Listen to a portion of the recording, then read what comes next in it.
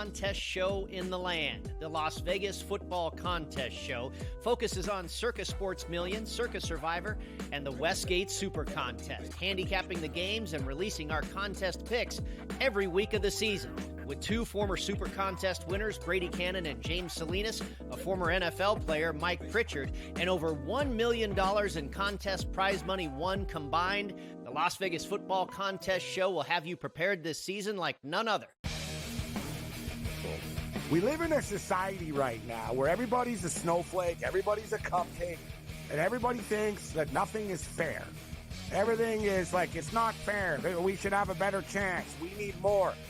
You know what? I'm old enough to remember when you needed to have a perfect goddamn record to win a college football championship. That's the way it was. 11-1, too bad. Sports Rage tonight, only on SportsGrid. Grandma Bear, who owns the football team, probably comes in, gives a little, oh, man, you're such a good little boy out there. Congratulations, the way you coach this football team. I'm never going to fire you. Totally, I missed you. Pinching your own cheek? As I was looking down and did not know we were getting. Oh, Donnie, you got such a good show there with that guy named Ben.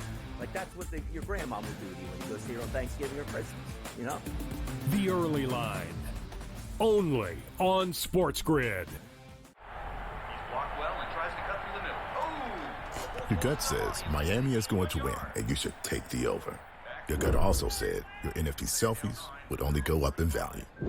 They didn't. But your head is on SportsGrid and knows the QB is in concussion protocol.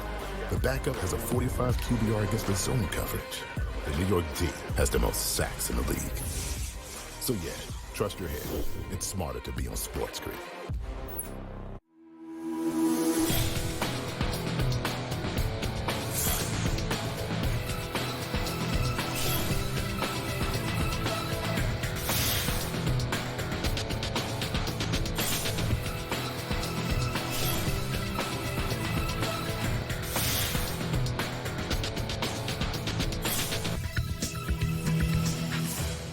Good morning. Welcome to NewsWire here on SportsGrid. I'm Craig Mish. Another edition of the show here upon us. We're getting ready for the big weekend coming up in college football. Championship week almost upon us. Who better than Bill Bender from Sporting News to break it all down with you. Also, Brad Thomas will join us for the latest in the NBA, give you some positions potentially to take tonight, that and a whole lot more as we begin the show with some news from the National Football League on a suspension and a lengthy one for a hit on an NFL quarterback. That's right. Texans linebacker Azeez Al-Shaair has been announced, is suspended, not one, not two, but wow, got 3 games for the hit that he delivered to Jaguars quarterback Trevor Lawrence this past Sunday. Lawrence in concussion protocol. A letter was released by the National Football League to the player, Al-Shaair, saying that your lack of sportsmanship and respect for the game of football, all those who play, coach, and enjoy watching it, is troubling and does not reflect the core values of the National Football League. Your continued disregard for the NFL playing rules puts the health and safety of both you and your opponents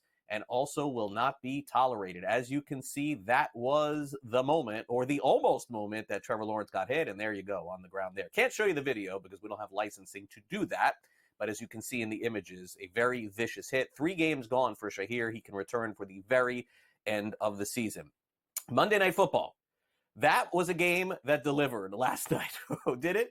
73 points that were scored between those two teams last night, including a couple of pick sixes, including one of the more insane quarterback performances we've seen in the history of Monday Night Football. In fact, Jameis Winston is the story today. He came about 20 or 30 yards away from the all-time passing record on Monday Night Football. He had 497 passing yards, which was close to Tom Brady's mark, I believe, of 511. That was the number. Broncos end up covering the spread. By the way, the Broncos not just winning, but covering like every spread every single week. They're doing a great job, clearly, at this point, and on the verge of clinching a playoff spot. In fact, the AFC playoff picture is as clear as it's been in years, with wins for Denver and Baltimore and a couple other teams next week. They could actually clinch getting in the playoffs. Let's hear from the head coach, Sean Payton, who said the game went sideways pretty early on.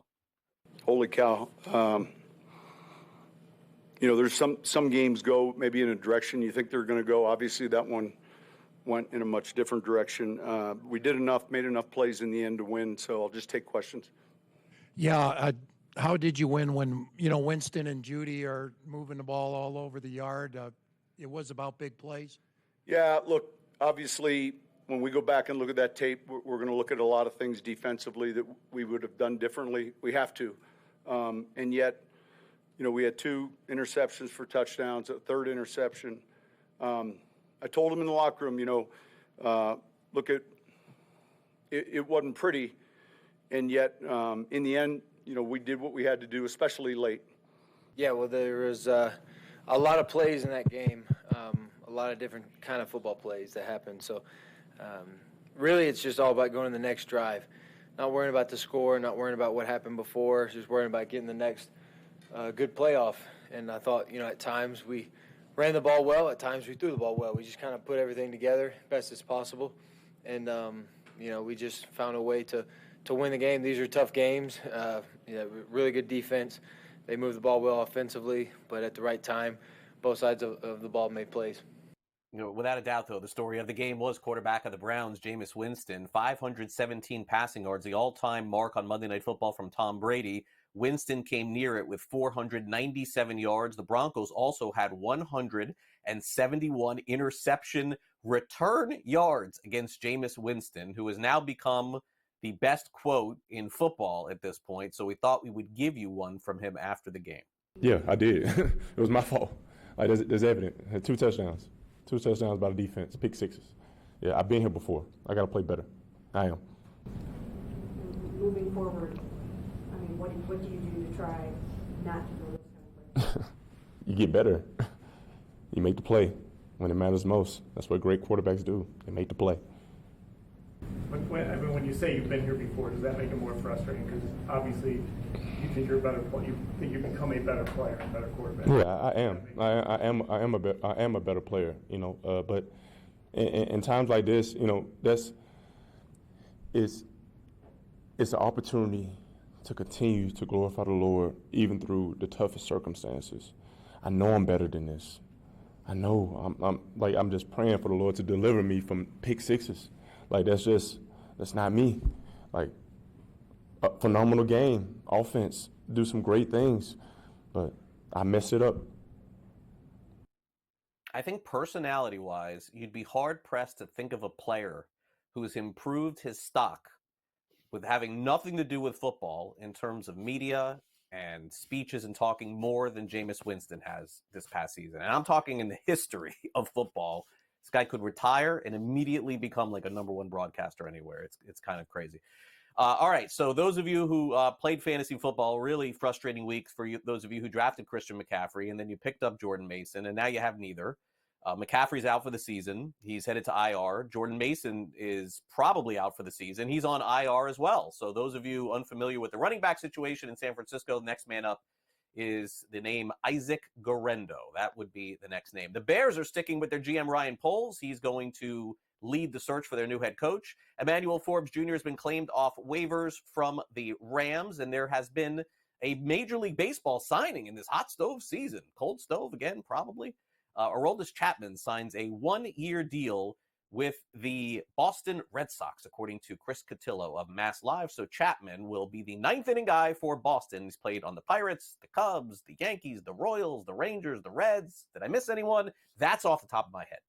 USC quarterback Miller Moss is transferring. He wants to go play for a championship caliber team next season. I'm sure he'll have no problem finding one. A lot of teams are going to be looking for transfer portal quarterbacks. Oklahoma's going to hire Ben Arbuckle as their offensive coordinator. He's coming over from Washington State, 29 years old. Oklahoma's offense struggled for the majority of the season. Youngest coach in college football, his name is Zach Kitley. He was hired by Florida Atlantic University. He's had some of the best passing offenses in the country, Texas Tech, Western Kentucky, and Houston Christian. And also big news from Arizona State. They've had a great college football season as they get ready for a very big Big 12 title game. Jordan Tyson going to be out of this one. He's one of their best receivers, going to miss the game coming up this Saturday. The Lakers lose by 29 points last night in Minnesota. Really tough night for their offense, including LeBron James. 109-80 the final. LeBron has now missed, get this, 24 straight three-pointers, the worst stretch in his entire career. He's talked about the offensive struggles after the game. We're just not good offensively right now. I think we spent so much time on trying to get our defense corrected that our offense just took a toll and took a back seat to that. So we're not good offensively right now. You mentioned spacing without wanting to give away kind of what you do and what parts of it. Where do you agree with that, and what do you think about the spacing? Everything. It's a little bit of everything. It's not just one area, but definitely spacing. Guys being on top of each other. We're not getting our running habits as we did early on, but it's a little bit of everything. It's not just one thing.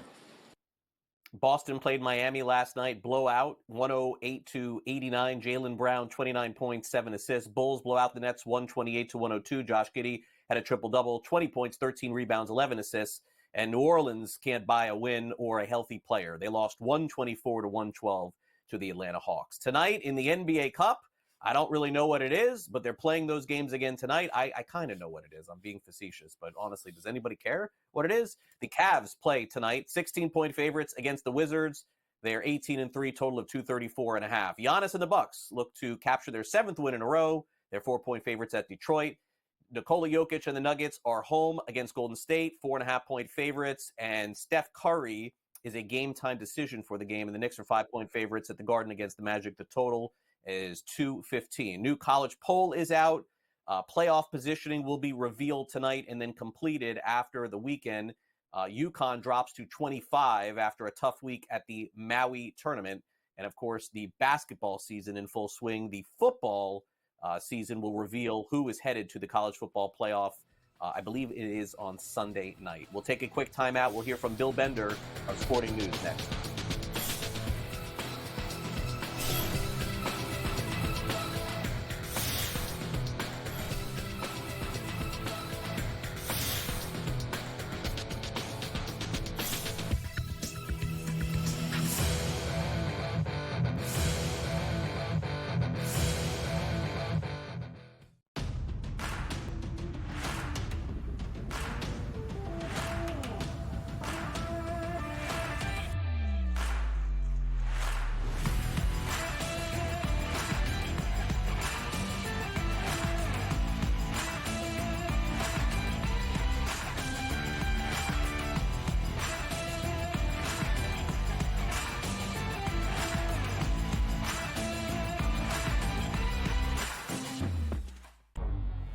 Two guys that can do it all. Too much electricity this morning. This is a good time. We're having a lot of fun. I had to do a triple take. Ka-ching!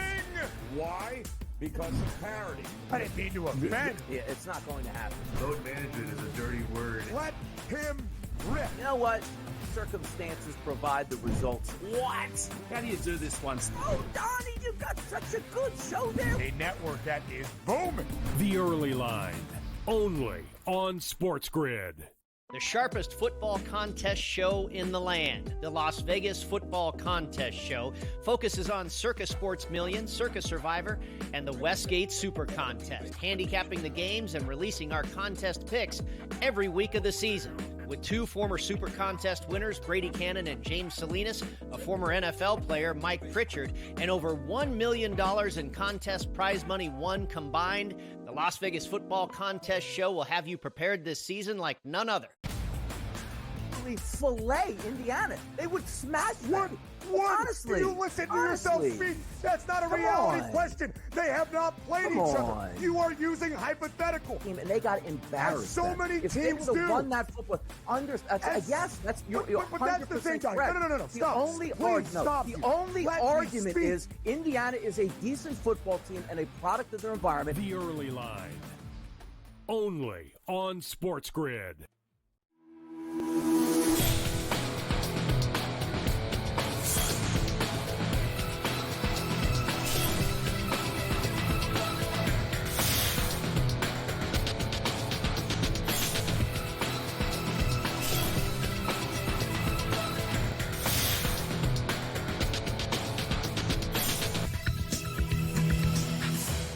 Rivalry week, I think, lived up to the billing. It was one of the most insane weeks of the college football season. So many upsets. The landscape has now changed for the college football playoff. We really don't know who's going to win the national championship, and we're going to show you the odds on that in just a minute. Let's bring in Bill Bender from Sporting News. And I think the one thing that we learned, Bill, without a doubt that, as you're going to talk about here, is that Michigan has found their way to beat Ohio State, where they couldn't beat them for a long time. That series has completely shifted. And I think we have to be honest with ourselves a little bit here. I mean, Ohio State's still going to make the college football playoff, but I don't know that they're that good. Like, I think their quarterback should have been the guy from Syracuse that's playing right now. I got to tell you, I'm not all that impressed. I think they could be one and done from what I've seen. I don't know. Well, a couple things there, and that's probably the most painful realization after watching what Kyle McCord did to Miami after the game. But I try to explain this to people all the time. Ohio State would rather beat Michigan than win the national championship. If you ask 8 of 10 fans, now the players in the locker room, the coaches, it's probably a different story, but it's that real.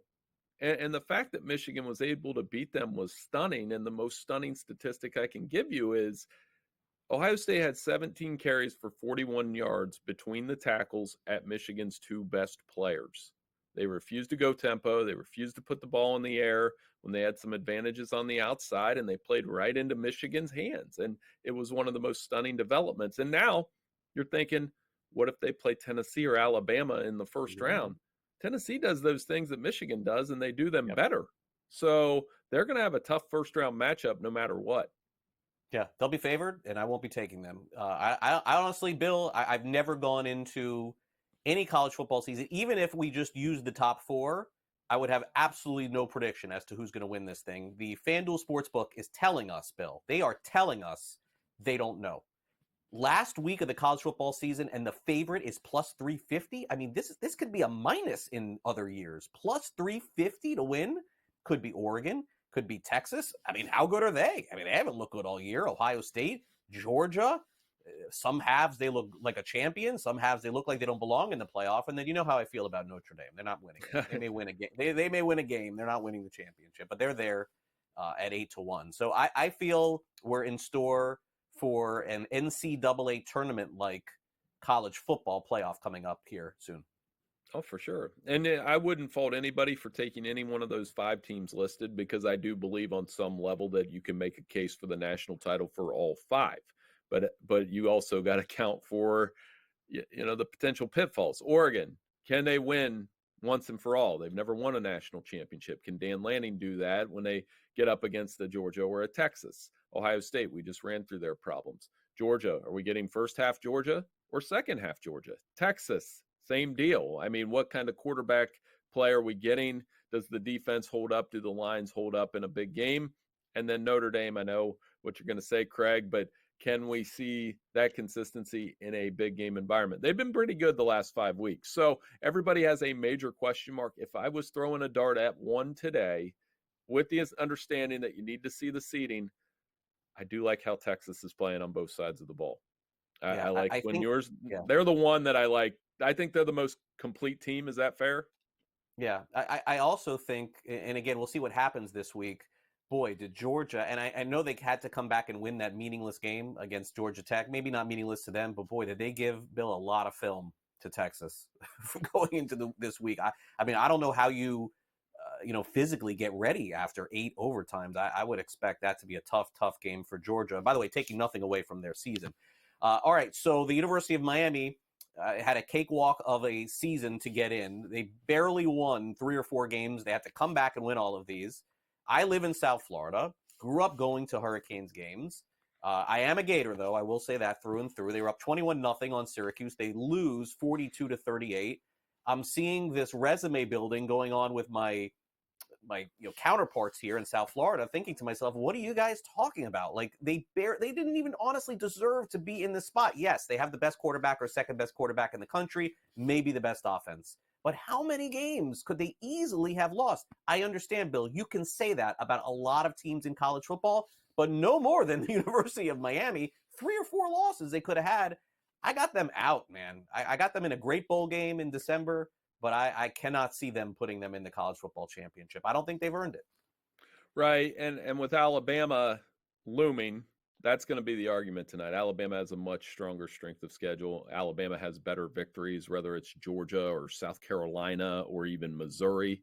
The cumulative winning percentage of Miami's opponents when you take out FCS, Florida A&M, is 66-66, not to mention those near losses you talked about. I do love Cam Ward. I do love the offense. And their losses aren't horrible. I mean, Georgia Tech and Syracuse do have a combined record of 16-8, but I don't think it's going to be enough to get in the playoff. They needed to be in the ACC championship game, and the fact that they're not is going to cost them. Yeah, I mean, look, they easily could have lost to Virginia Tech, easily could have lost to Cal. I mean, I don't want to take that away that they won those games, but we had to go to a replay to determine that they won the Virginia Tech game. I want to take a look at your rankings before we go here, your top 14. So you got Oregon, Texas, Penn State, 1, 2, 3. Notre Dame, foolishly, at 4. Georgia, 5. Ohio State, 6. Tennessee, 7. Let's keep rolling, guys. Indiana, 8. We got SMU, 9. To me, that's a really interesting one. I would not rule them out, by the way. I want to see what their odds to win the championship. Maybe they don't win it, but maybe they get there. And then you got Boise State, Arizona State, who's playing better than them. And then you have Alabama making it at 12 with Miami and Ole Miss on the outside. Bill, I also want to say here that I understand you don't have South Carolina there. Man, are they playing great football, too. I don't want to take anything away from that school. I don't either, and I hate that they lost to Alabama early in the season because that's really the only thing that's going to end up keeping them out. They will honor the head-to-head, but you show me a hotter team right now that's done what they've done in the last 5 weeks. The only other team you can make that case for is Arizona State. I am interested to see where they stack South Carolina and Clemson. And remember, Clemson can get that automatic berth. All they have to do is beat SMU. What a wild sport this season.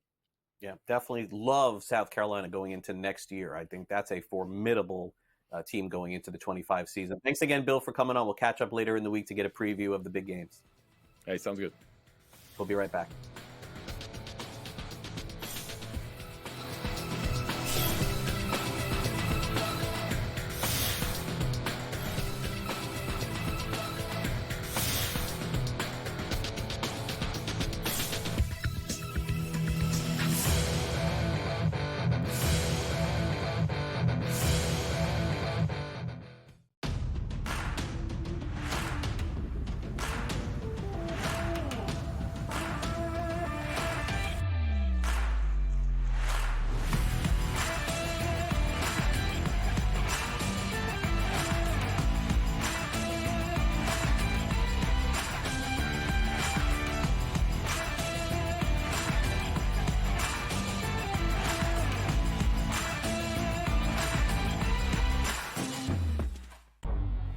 Two guys that can do it all. Too much electricity this morning. This is a good time. We're having a lot of fun. I had to do a triple take. Ka-ching!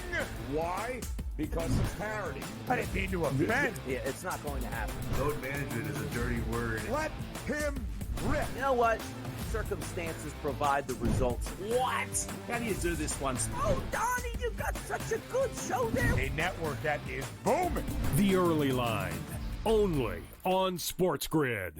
The sharpest football contest show in the land, the Las Vegas Football Contest Show, focuses on Circa Sports Million, Circa Survivor, and the Westgate Super Contest, handicapping the games and releasing our contest picks every week of the season. With 2 former Super Contest winners, Brady Cannon and James Salinas, a former NFL player, Mike Pritchard, and over $1 million in contest prize money won combined, the Las Vegas Football Contest Show will have you prepared this season like none other. Fillet Indiana. They would smash them. What? Honestly. You listen to yourself speak. That's not a reality question. They have not played each other. You are using hypothetical. And they got embarrassed. As so many if teams they would do. have won that football, yes, that's you're but that's the thing, John. No. The Stop. only argument is Indiana is a decent football team and a product of their environment. The Early Line, only on SportsGrid.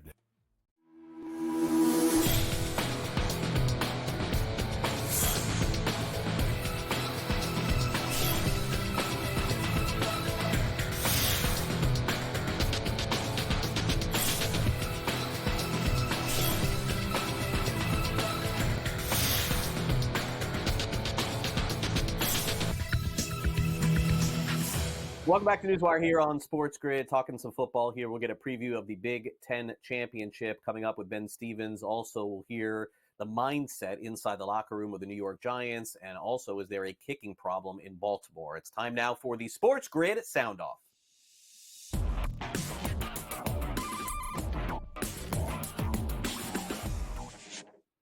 Well, it's a Big Ten championship that we've never seen before. Let's keep it real. Oregon is in the Big Ten, and they're the best team in the country. They have a chance, potentially, to play for the national championship. In fact, as we just talked about, they're the favorite at plus 350 over on the FanDuel Sportsbook. But lurking is Penn State, and they've had a good year, too. Let's get a preview of what this game will look like on Saturday with our very own Ben Stevens.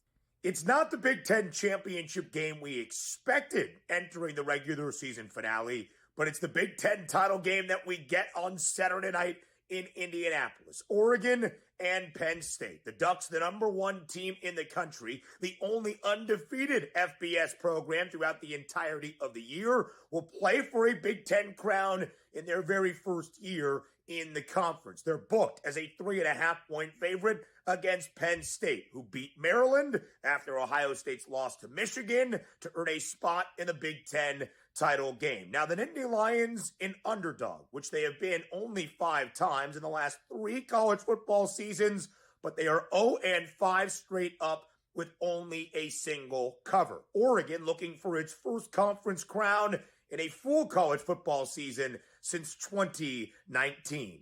Craig, back to you.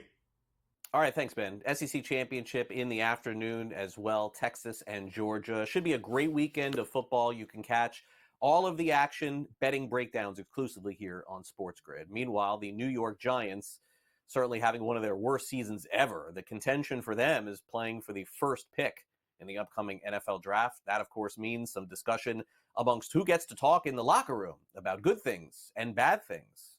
Kayvon Thibodeau talks about how the locker room potentially could be a meritocracy. When is it okay to speak up and become a leader and be a vocal leader? Because you have a lot of young players on this team. We've talked a lot about the age, and obviously you guys need guidance in whatever circle, whatever corner of the locker room. You want guys to kind of step up and be themselves. From your perspective, how long does that take? Well, if you ask me from a real standpoint, in my personal opinion, this is a not-for-long league. So telling guys that you have to wait till after a certain amount of time to be a leader is kind of like it's smoke and mirrors, because the average is only 3 years. So it's like, how long do you expect a great player to come in and not say anything? You know, that's kind of not realistic. And then on the other side of that, you know, I think it's beneficial. Obviously, we hope that the speaking up and everything else is uplifting and for the greater good of the team. But for me, as soon as, you know, when I came in, I kind of faced the same questions as neighbors did a couple weeks ago. But I'm a guy who, you know, I believe that this is a meritocracy, right? So if you make plays, you have a voice. If you don't make plays, you don't have a voice. That's the name of the business. So I would say, you know, for young guys coming in, continue to make plays first, and then, you know, be an impact in leadership second. I think that's pretty standard in sports. There are some players who have a lot of history of playing well, and generally they're the ones that are speaking up. But there also are some role players in sports, too, that have an opportunity to do that and have succeeded. All right, talking about success, has there been a better kicker over the last decade or so than Justin Tucker of the Baltimore Ravens? The answer is no, but this season has not gone his way. 17 of 27 kicking field goals. He's also missed a couple of extra points as the Ravens are now headed down the stretch, including one game coming up against the Pittsburgh Steelers for the division. John Harbaugh, the head coach of the Baltimore Ravens, talked about the struggles of his all-pro kicker. Yeah, I mean, you rack your brain. You think about everything, because that's a big deal, you know, obviously. And we all know it. Justin knows it, too. I mean, points were at a premium in the game. They have been a few of these games, and sometimes we haven't made the most of our opportunity to score points because, you know, you're making kicks. And so, and Justin expects to make every kick, no matter how far it is or what the situation is, and those are makeable kicks for him. So, yeah, we're racking our brains, talking to Justin, looking at what we're doing. I'm very confident that it's going to get fixed. I believe it will.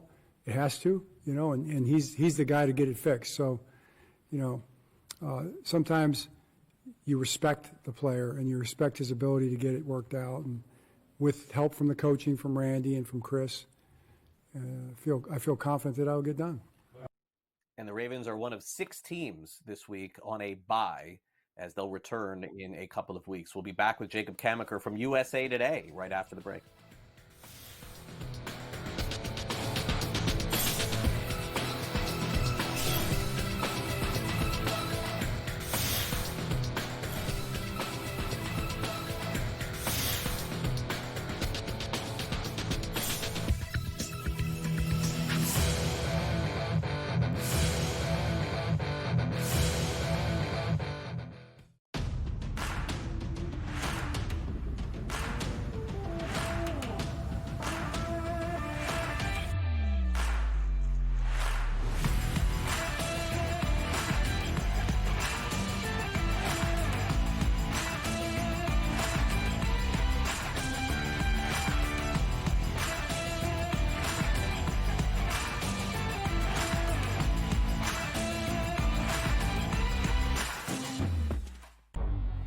two guys that can do it all. Too much electricity this morning. This is a good time. We're having a lot of fun. I had to do a triple take. Ka-ching! Why? Because of parity. I didn't mean to offend. Yeah, it's not going to happen. Load management is a dirty word. Let him rip. You know what? Circumstances provide the results. What? How do you do this once? Oh, Donnie, you got such a good show there. A network that is booming. The Early Line, only on SportsGrid. The sharpest football contest show in the land, the Las Vegas Football Contest Show, focuses on Circa Sports Million, Circa Survivor, and the Westgate Super Contest, handicapping the games and releasing our contest picks every week of the season. With two former Super Contest winners, Brady Cannon and James Salinas, a former NFL player, Mike Pritchard, and over $1 million in contest prize money won combined, the Las Vegas Football Contest Show will have you prepared this season like none other. Fillet Indiana. They would smash them. Honestly. You listen to yourself speak. That's not a reality question. They have not played each other. You are using hypothetical. And they got embarrassed. So many if teams they would do. have won that football, yes, that's you're but that's the thing, guys. No. The Stop. only only argument is Indiana is a decent football team and a product of their environment. The Early Line, only on SportsGrid.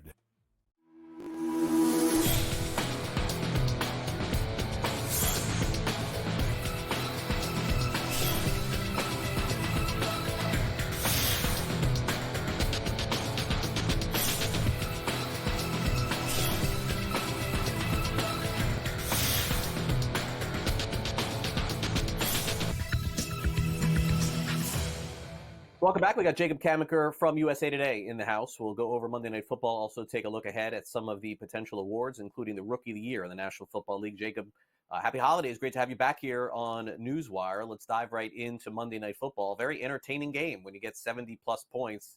I saw a few people saying that Jameis Winston should be the quarterback to play every Monday night on Monday Night Football. Broncos 41, Browns 32.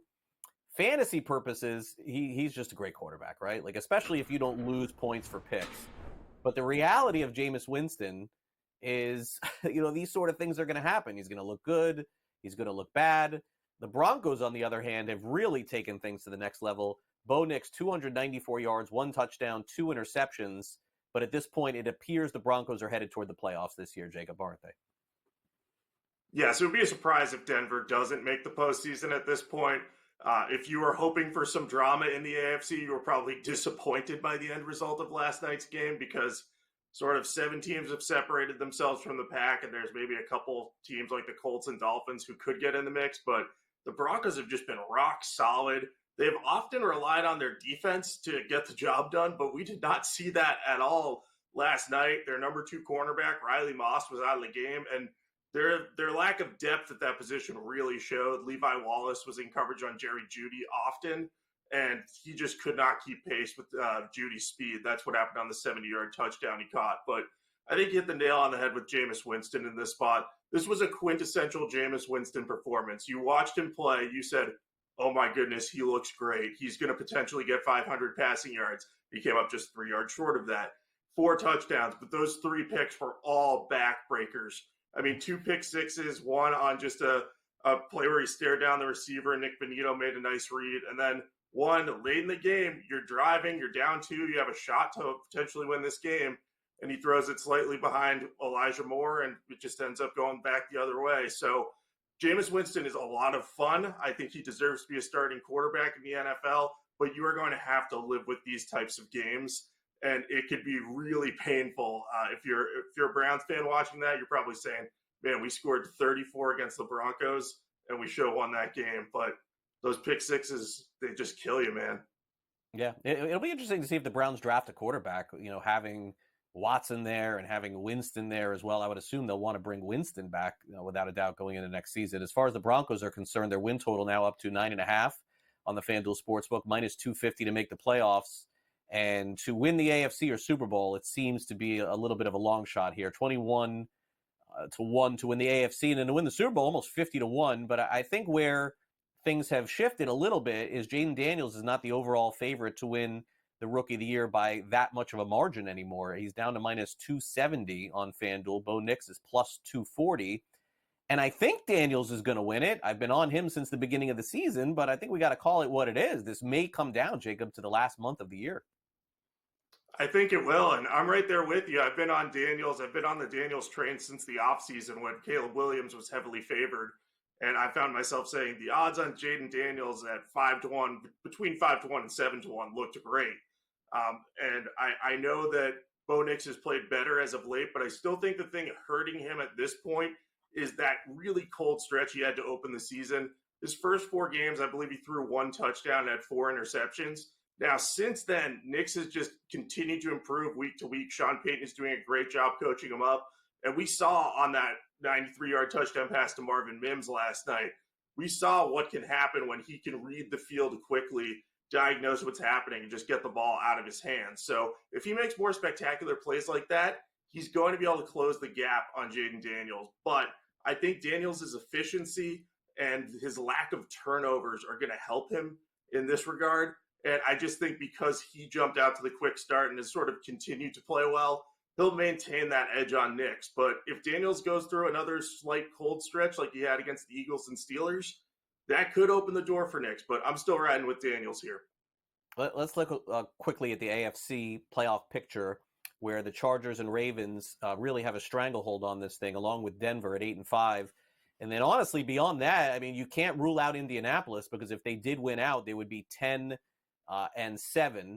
But boy, I don't think the Dolphins are going to win out at 5-7, and I think Cincinnati is out of it. So, I mean, can Indianapolis run the table here, Jacob? I mean, they barely beat New England last week. I feel like the AFC is pretty much set. It feels like it. I think the Colts will have a chance. They're on bye this week. Then they have a key Week 15 game with the Broncos. That will determine basically whether or not the Colts will have a chance to make the playoffs. Because if they lose that one, it's going to be very hard for them to climb into the wild card race, because basically the Ravens and Chargers would just have to win once more to put that kind of 3-game gap between themselves and the Colts. And then the Broncos would have a head-to-head tiebreaker. So it's looking like we know the 7 playoff teams. The one thing I'd keep an eye on, though, is the Texans. They're kind of in a scenario where they haven't played particularly well of late. So if the Colts get a little bit hot and the Texans continue to be cold, I mean, they barely beat the Jaguars even after Trevor Lawrence left the game this week. I wouldn't rule out Indianapolis working its way into that division race. So I'm going to be keeping a close eye on that. The Texans have the significant advantage, but they do have some weaknesses on that defense, especially against the pass. Yeah, we've seen that without a doubt with Houston this year. Now, we've seen weaknesses for the San Francisco 49ers all season long.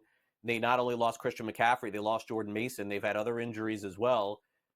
Is that the reason, Jacob, why they're 5-7? I can't identify this one. This one, to me, has me perplexed, because honestly, if they were 7-5, I would also say it was a bad season for the San Francisco 49ers. I mean, this was a team that was right there with Detroit, favored to win the NFC at the beginning of the season. The way that they are trending, Jacob, is like a 6 or 7 win team in the NFL this year. Are they done? I would never say never, but they feel done to me. The thing that I have the issue with is their offensive line, and I've been harping on this for a couple of years now amid Brock Purdy's rise. Trent Williams really transforms how their offensive line performs. Without him, the unit goes from above average to below average, and that just creates all sorts of problems for the team. So with him out of the lineup in recent weeks, we've seen them be unable to move the ball, and that's just been compounded by Brandon Ayuk's absence, Christian McCaffrey's lack of full health, and now with McCaffrey and Mason out, a lot is going to fall on Brock Purdy behind a shakier offensive line without one of his top 2 receivers. And Deebo Samuel, let's face it, isn't having a good year either. So I think you just look at the key injuries, like you said, Trent Williams, Brandon Ayuk, and Christian McCaffrey on offense. That has decimated that unit. And defensively, without Nick Bosa, their pass rush is significantly worse. And as we all know in the NFL, a good pass rush is the key to sporting a great defense. So as long as Bosa and Williams are out of the lineup, this is just going to be a big problem for the 49ers. So I don't think they're going to come back from this year. I think they're going to have to kind of re-rack and focus towards next year. But again, never say never, but 2 games back in the NFC West race at this point in the year, it's tough to back them. Yeah, it's also tough to envision them making any kind of run in the playoffs too. So I wonder how they perceive that. to just get in, to go 9-8, somewhere along those lines, it'd be in their best interest to get a higher pick. I know it sounds crazy, but teams have to evaluate that. Let's quickly get to the number one seed in the NFC, which is currently owned by the Lions at plus 150, but we've seen a major push toward the Eagles because of their remaining schedule, which is pretty light at plus 250. Jacob, feels like a two-team race here. We'll show the odds of the others with Seattle and Minnesota and Green Bay, but it does feel like the Eagles can catch Detroit. Do you think they will? I think they have a very good shot to do that, and the reason I believe that is Detroit's defensive line is pretty banged up right now, and they're playing a tough Thursday night football game against the Packers. I know it's a home game for the Lions, but with the state of their pass rush without Aiden Hutchinson and some key defensive linemen, I think the Packers will have a good shot to win that game. And if that happens, I think the Eagles will jump on the opportunity and kind of overtake the Lions. So I think the schedule remaining is the big factor here. So I'd be rolling with the Eagles in this case, despite how good the Lions have looked. All right, Jacob, great stuff. We'll read more about all of Jacob's content over at usatoday.com. Jacob, we'll see you again soon. Thanks for coming on. Thanks, Greg. Take care. NBA discussion with Brad Thomas next.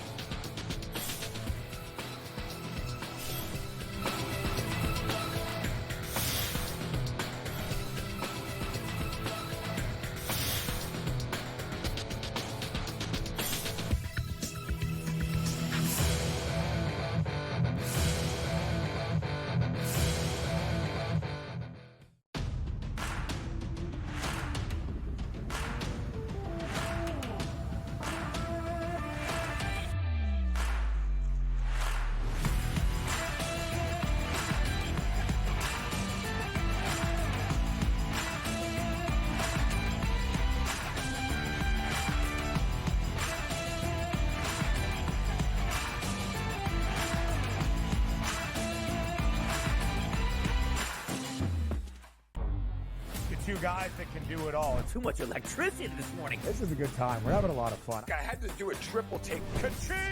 Why?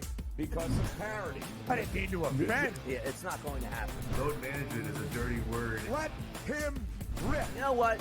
Circumstances provide the results. What? How do you do this once? Oh, Donnie, you got such a good show there. A network that is booming. The Early Line, only on SportsGrid. The sharpest football contest show in the land, the Las Vegas Football Contest Show, focuses on Circus Sports Million, Circus Survivor, and the Westgate Super Contest, handicapping the games and releasing our contest picks every week of the season. With two former Super Contest winners, Brady Cannon and James Salinas, a former NFL player, Mike Pritchard, and over $1 million in contest prize money won combined, the Las Vegas Football Contest Show will have you prepared this season like none other. Fillet Indiana. They would smash them. What? Honestly. You listen to yourself speak. That's not a reality question. They have not played each other. You are using hypothetical. And they got embarrassed. As so many if teams they do. Won that football. Yes, that's you're but that's the thing, guys. No. The Stop. only argument is Indiana is a decent football team and a product of their environment. The Early Line, only on SportsGrid.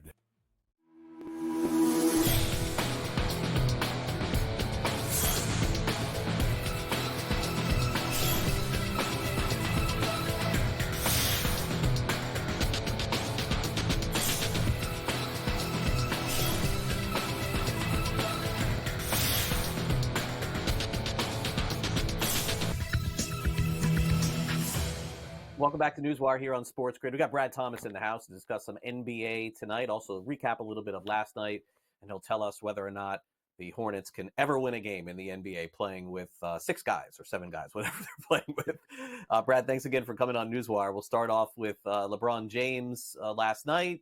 You know, naturally, no one's really freaking out. The NBA is a long season, but this is a really tough stretch for LeBron.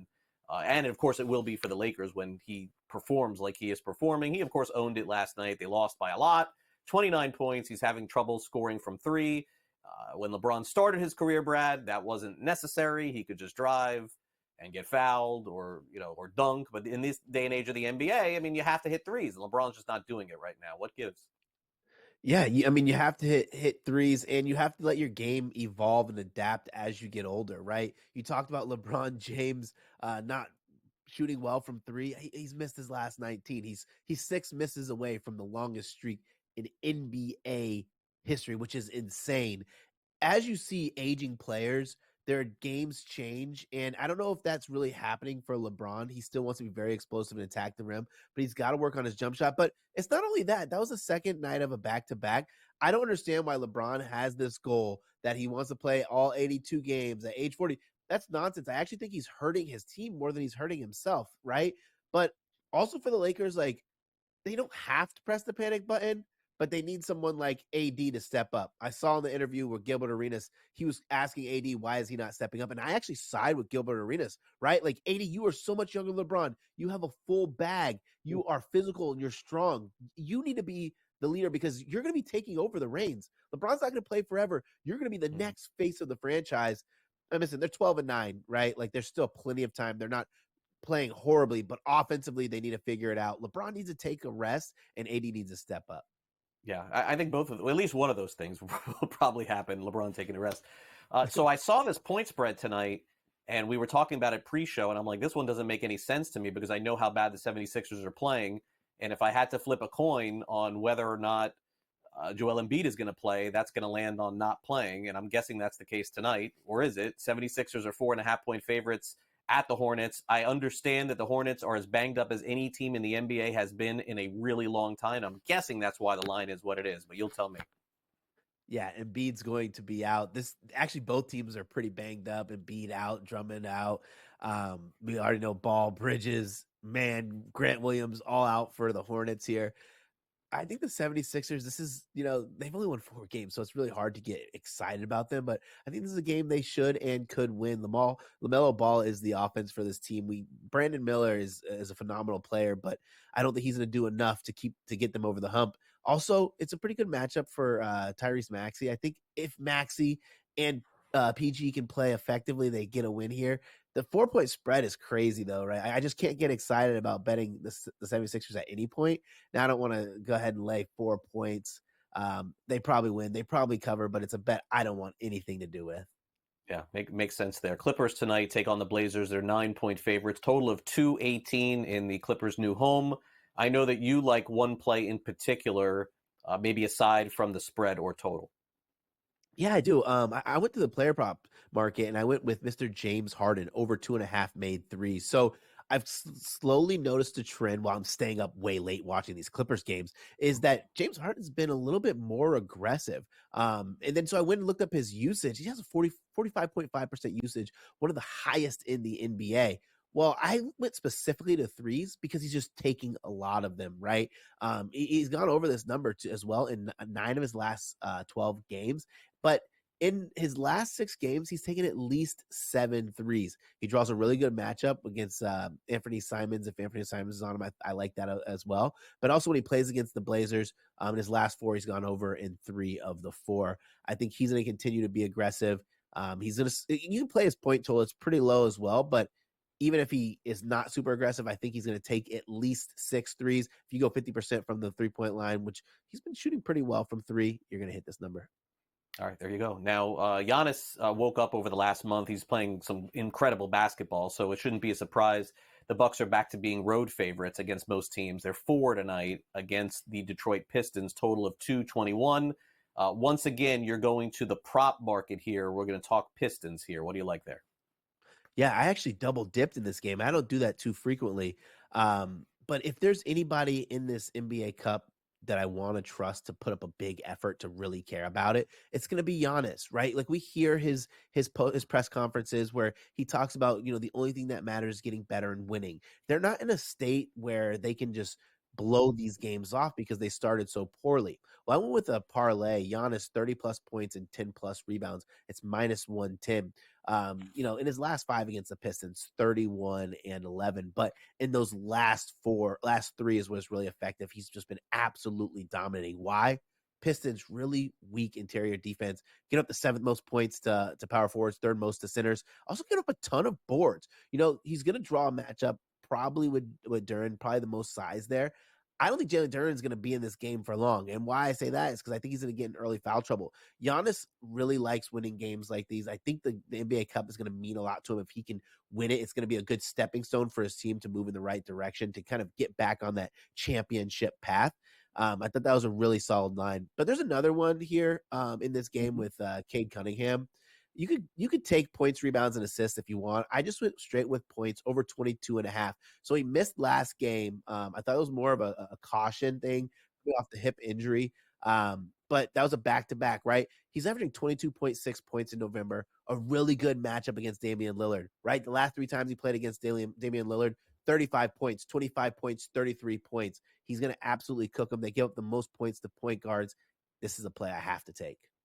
All right. Love it, Brad. Thanks again for coming on NewsWire. Really appreciate it. And we'll check in next week. We'll see which way the NBA Cup goes. Thanks again for coming on.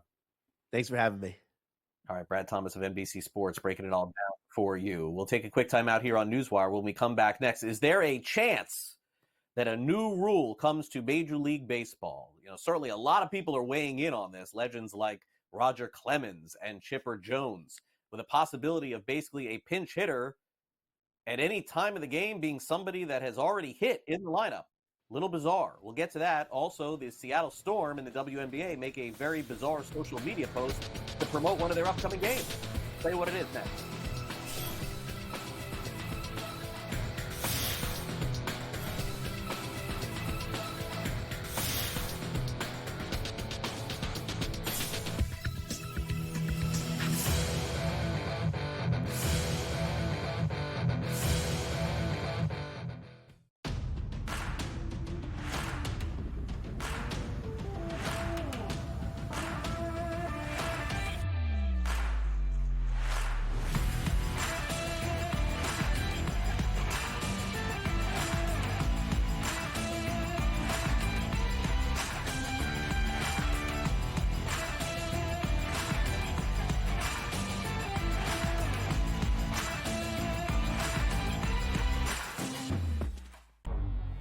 Two guys that can do it all. Too much electricity this morning. This is a good time. We're having a lot of fun. I had to do a triple take. Ka-ching! Why? Because of parity. I didn't mean to offend. Yeah, it's not going to happen. Load management is a dirty word. Let him rip. You know what? Circumstances provide the results. What? How do you do this one? Oh, Donnie, you got such a good show there. A network that is booming. The Early Line, only on SportsGrid. The sharpest football contest show in the land, the Las Vegas Football Contest Show, focuses on Circa Sports Million, Circa Survivor, and the Westgate Super Contest, handicapping the games and releasing our contest picks every week of the season.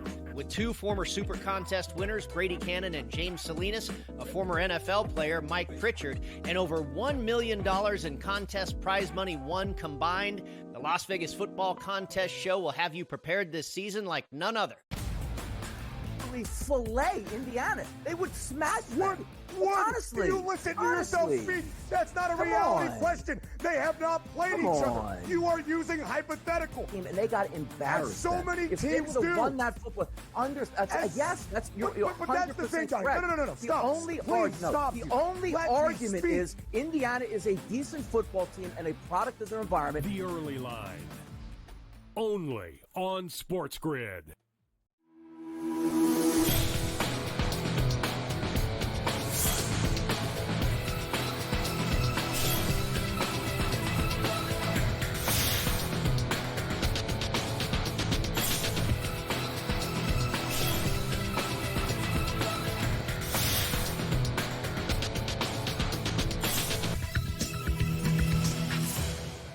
Welcome back to NewsWire here on SportsGrid. Could another rule be changed in Major League Baseball to spice up the end of the games? Could be possible. Also, Caitlin Clark making news for a team that she doesn't even play for. We'll get to that and a whole lot more. Time now for some Last Licks.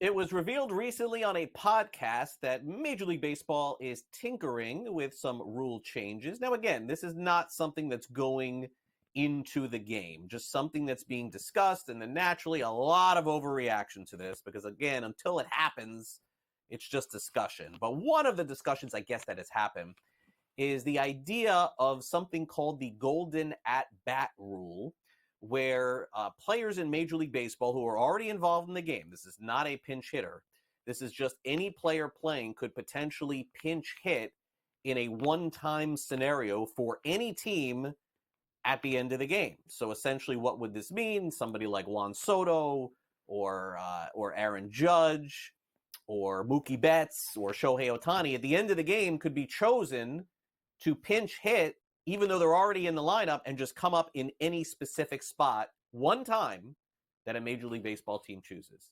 Now, naturally, this is being met with a lot of skepticism. There are former players on social media that I've seen, like Chipper Jones today and Roger Clemens this morning and Wade Boggs as well, saying that this is probably not a good idea. And who knows if this is even going to happen, but baseball naturally is trying to change things. And by the way, sometimes when these things happen, I want to make sure that folks understand this, is that these sort of things get leaked a little bit just to see what kind of reaction the media has and fans have, and then they decide what to do with it one way or the other. I think they call it a trial balloon. I don't know if this is necessarily the case, but I can tell you, doesn't seem likely this thing happens. And by the way, the commissioner even said that this is nowhere near even on the voting table to the players and the owners. So fun to talk about. Don't think it's going to happen. The WNBA schedule was released yesterday. Naturally, this is something that we would just pass over and probably not discuss a lot here on the show because it's the schedule. Let's be honest. But the Seattle Storm found a way to promote their upcoming schedule by using the most popular player in the WNBA, Caitlin Clark. And this was very confusing, not just to the people who were following the Seattle Storm, but also probably people in the WNBA saying, take a look at this graphic. We're going to promote Saturday Night Fever with Caitlin Clark coming to Seattle. Yes, indeed, this is the choice that they made. And they were not the only team to do this, by the way, in the WNBA. So I guess this is just basically more about whatever sells tickets works. And as you can see there, it's just essentially promoting a different player that is not even on their team to come watch and check out. You don't see this that often. In fact, it's pretty much something you never see in sports. Like, just imagine, as an example, the New York Jets promoting Josh Allen coming to town. Or in Major League Baseball, the Pittsburgh Pirates doing a social media post of Shohei Ohtani coming to town. Generally not something that you do very often. You like to promote your own players. But needless to say, if it sells tickets, it works. Meanwhile, selling tickets, I don't know how many tickets were sold, about 50, 60,000, but more people watched that Jake Paul-Mike Tyson fight a couple of weeks ago than any other boxing match in history, which was streamed on Netflix. But it has come under some scrutiny ever since that perhaps the match was staged. Not fixed, but staged at certain points in the match to make sure that neither boxer got hurt, especially on the side of Mike Tyson, who, let's be honest, is pushing 60 years old. Interesting comments coming from somebody who knows about staging, which is WWE former superstar and Hall of Famer Goldberg, who led the wrestling scene for about a decade. Goldberg, in a recent interview, said that he believed that the match was not staged, was not fixed. And he would know, because in wrestling, let's be honest, I don't know, for those of you who don't know, a lot of that stuff is. Goldberg basically said this is what you get when you have a boxer who is more of a social media promoter and an actual boxer who is going to be 60 years old, losing his faculties to be able to fight. It's just going to look like a dull match. So if we take it from the word of Goldberg, this thing was not fixed, it was not staged, and professional wrestlers, they would know. So I'll take his word for it. Just a bad fight. That'll do it for our show today. I want to thank all of our guests for being on the program, but first we will tell you about our upcoming shows here on SportsGrid. We got Scott Farrell, Coast to Coast, 3 o'clock Eastern, so make sure you tune on in. He has a preview of everything going on, followed by Game Time Decisions, In-Game Live Game Day, and Sports Rage tonight. Thanks to Luke. Thanks to Frank. I'm Frank Mitch. See you tomorrow.